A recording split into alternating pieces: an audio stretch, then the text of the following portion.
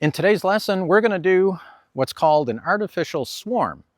And so when you think of the word swarm, what comes to mind but a giant ball of bees? A lot of times you'll see a swarm of bees hanging on a branch or a tree limb or something like that, or maybe on somebody's plants in around the garden. And so that's exactly what we want to get out of this colony. Now this is a really strong colony, by the way, so you don't do this on first-year colonies.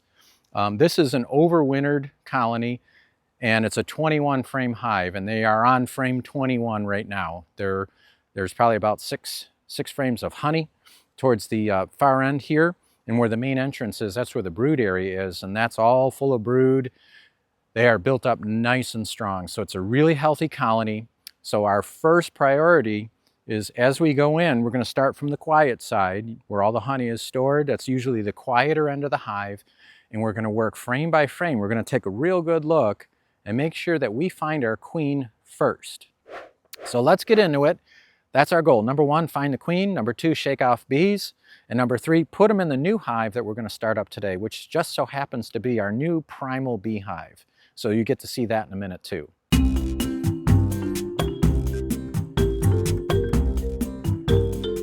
Now, if you have trouble spotting a queen, bring a bee buddy with you with a good pair of eyes, or make sure you put on your good glasses and you can find your queen maybe with the help of your buddy. If you've marked a queen, then you can find her a lot quicker. Now, I don't usually mark my queens. I can usually spot them pretty good, but every once in a while it's tough. So take your time, go frame by frame until you find your queen. Once you find your queen, put her in a cage. And in this case today, I'm going to use what's called a hair clip. That's what it looks like. It looks like a lady's hair clip. And I gently close that cage, that queen hair clip around her, and worker bees can go inside and out, but the queen is too big to go through the little holes in there. Once we find our queen, we can safely put her in the little bucket that we've got prepared. Now, I've got this bucket, and that's going to be where we're going to shake the rest of our bees. So I've got a little spray bottle with sugar water in it, because what I don't want to have happen is when I take those bees and brush them off the frames, I don't want those bees to be flying off or flying back into the hive. I want them to stay there. So I remove the queen first, and then I put her inside the bucket, and I just got her on a string, and I can tie her right around the handle so she's not at the bottom, but she's at the side. And I've got screen on this bucket, and I've got duct tape about an inch or so away from the very top of the bucket. For whatever reason, one of my old mentors taught me this, for whatever reason, bees don't like to walk on duct tape. So I line the top of it with duct tape. So as they start to crawl back up, if I didn't have that duct tape there, those bees would crawl up and just start pouring out of the bucket. So because I don't want them to do that, I've lined the whole inside top, not the bottom, but right around the top with that duct tape. So the bees will get to that point and then they just suddenly stop.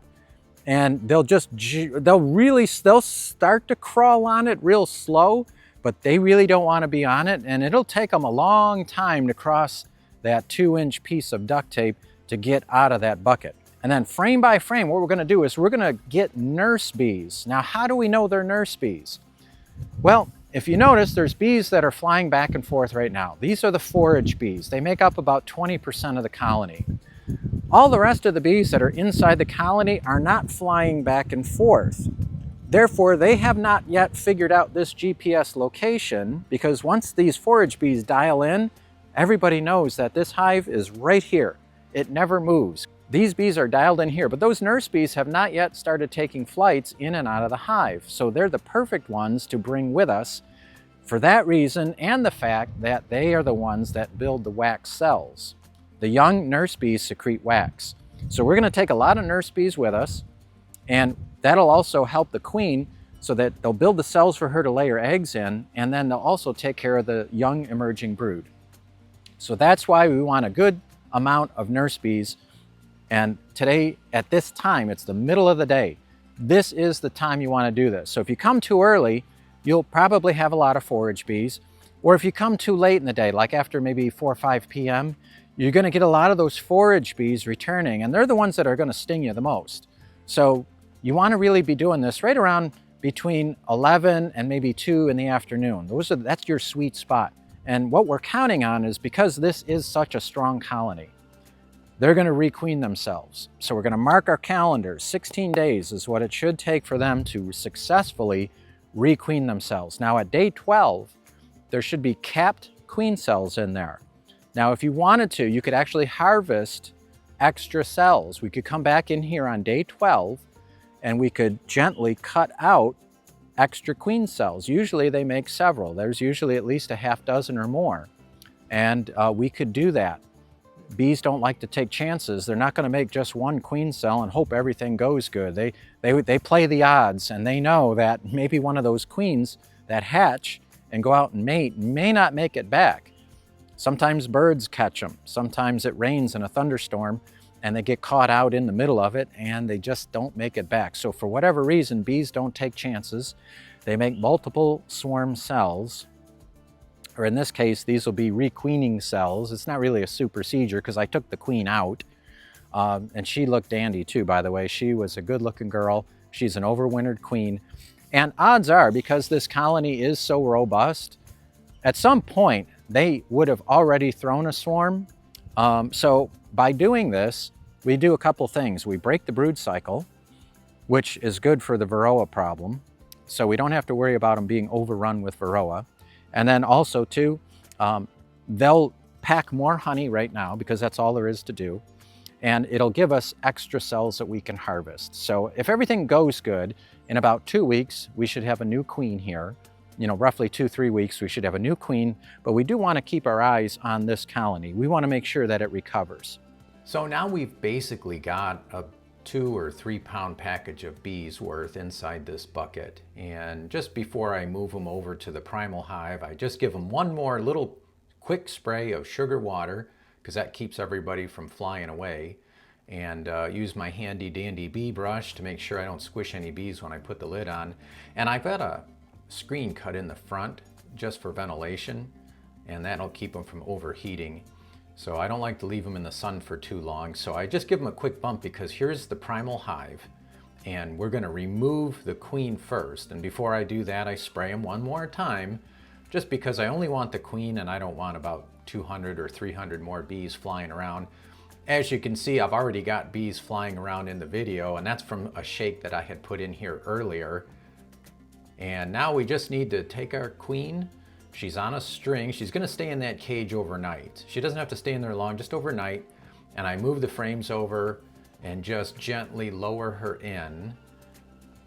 And that's all you need to do. And just tie that string somewhere so that she doesn't fall all the way to the bottom, and that she stays near the top of those frames.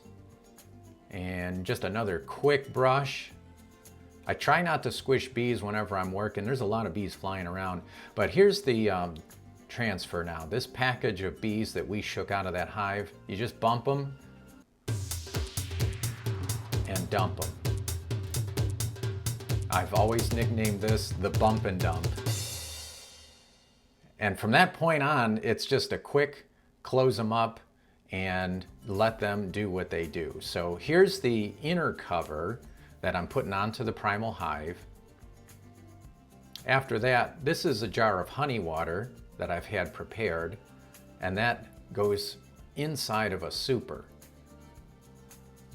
And so I place that super on top, and then the outer cover, just brush off those bees and put it on. So we're basically done at this point. So if you enjoyed today's video, don't forget to like, share, and subscribe, and hit the notification bell so the next time I put a video out, you'll get notified as soon as it goes online, and you'll be one of the first people to check it out. I do have a nice comprehensive natural beekeeping course. I call it the Weekend Beekeeper. You can find that on my website, enjoybeekeeping.com. So check it out, and I will see you guys in the next video. Enjoy beekeeping, everyone.